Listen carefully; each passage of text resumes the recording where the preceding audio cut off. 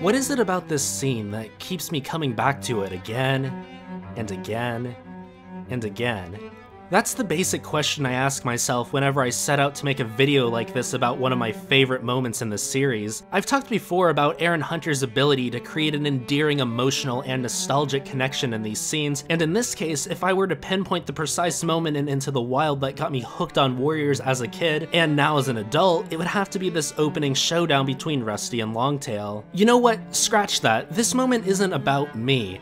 This moment is Warriors. This scene captures everything that makes this series special to me. Aside from Cinderpelt and Bayfeather, of course. Hey, shout out to my two favorite waifus. Hi Cat, can't even touch them. Anyways, one thing that I've always found interesting about the way the Erins wrote this world is their tendency to provide legitimate conflicts of interest. I've seen several people claim that what we as readers perceive as good and bad in these stories is dependent on narrative perspective, i.e. whose lens we're reading the story through. This idea becomes especially prevalent when you read through stories in the various guidebooks, which often offer takes on story events through the mind and reasoning of characters grounded on the morally dark side of things. The best example I can think of is Leopardstar's testimonial as to why she decided to join forces with Tigerstar and form Tiger Clan in the darkest hour. This isn't to say that her actions are excused. It's easy to see holes in her reasoning, and the abrasive way in which she addresses the reader conveys a sense of emotional anxiety. I could sit back and congratulate this series for providing compelling characterization for antagonists and even presenting a morally gray universe, and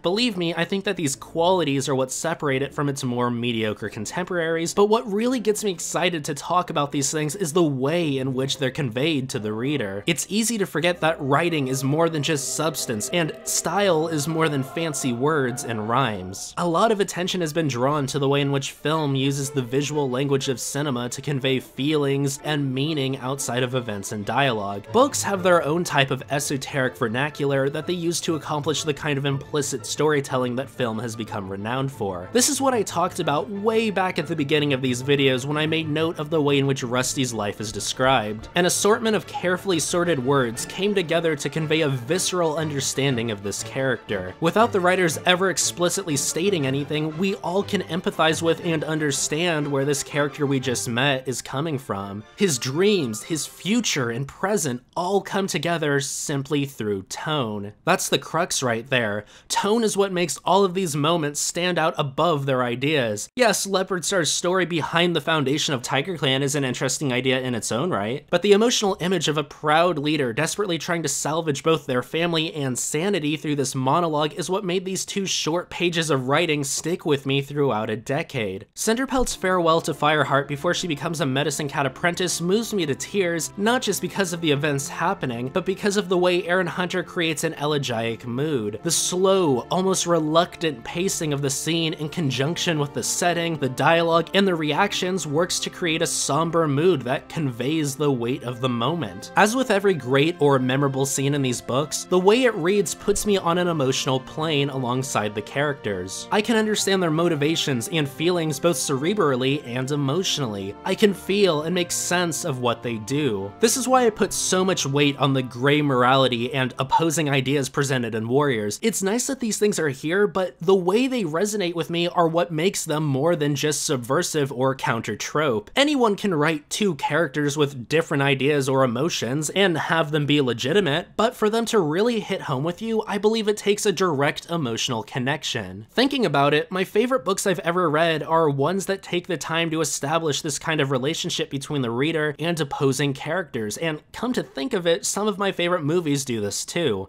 Maybe I'm just a sucker for the humanity of it all. And that's what this scene between Rusty and Longtail is. It kicks into gear when Bluestar announces that she plans on taking Rusty, an outsider, into the clan to train as an apprentice. She makes a note that this is due to ThunderClan never before having so few apprentices active in training. She's immediately interrupted by indignant mutterings from the other cats that Bluestar has to go out of her way to silence. Already there's a feeling of tension building. Desperate times call for desperate measures, and the response this announcement gets really emphasizes the general mood of the clan. Cats are beginning to question Bluestar's leadership in these dark times, and this move to take in an outsider, especially a kitty pet, comes off poorly to the others. In their mind, it's an admission that things are really bad. Longtail is the head of this faction, and he begins jeering from the crowd. His disrespect and dismissal of his leader's judgment conveys a sense of rebellion from within the clan. Note how Bluestar had to seek the endorsement of two of her most senior warriors, Lionheart and Whitestorm, in doing this. She knows this looks bad and needs to use every bit of political capital available to her to keep order. All of this tension builds up, finally culminating in Rusty attacking Longtail on Lionheart's encouragement. It might seem weird for the senior members of this clan to be promoting violence, but the way the tension is being built up, I realize that this is just as much a move of desperation on the part of Bluestar and Lionheart as it is on Rusty. I can get a real sense of the fears and position these two are in, once again, just by the way the scene is described. This interpretation is completely validated in the short comic at the end of Bluestar's prophecy, where Bluestar outright thinks about how tricky it'll be to sell this decision to the clan. Even though we're reading through the lens of an outsider with no reference to any of the other cats' behavior, we're still able to process everything that's going on here through the Erin's use of passive characterization. There's a real effort to build up tension in this scene when Bluestar finishes her announcement and everyone goes silent for a few moments. Then you get that emotional sucker punch when the crowd erupts into what's described as a crescendo of caterwauling. This feels like an attempt to recreate a kind of cinematic effect. You know, the kind where characters stare at each other awkwardly before erupting into chaos.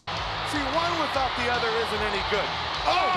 Oh, I knew he was gonna do that. Heck, this very same tactic was used on page 1 of the book in the short lead up to the ThunderClan RiverClan skirmish. The Erins know that we don't have a natural reference for any of these events, so they use every trick in the book to create an atmosphere that can get us invested in these strange events. I want to make a quick final note here that this isn't merely about showing versus telling. It's okay to have characters spell out exposition, but what really matters is the presentation. If you have two characters sitting alone and talking about nothing but plot points for 10 minutes, then yes, that's pretty lame. Warriors excels by not relying on a fish out of water protagonist to get info dumps. As exemplified in this scene, so much of what we're learning is through observation of tone and analysis of character interactions. It's a type of storytelling that requires you to be a little more attentive to details, which are also being woven in well enough that you can subconsciously process all of this information, even if the words to describe what you know to be true eluded you until watching this video. Warriors grabbed me with these kinds of techniques as a kid. I immediately felt connected with what was going on and couldn't have put down the book if you paid me. This is why this series in particular has thrived and why it has such a dedicated and enthusiastic fan base. Warriors has formed an emotional connection that helps it stand above its rivals. Strong opening tones and atmospheres are present throughout all the crusty old classics that you read in English class, and if Warriors isn't one of them,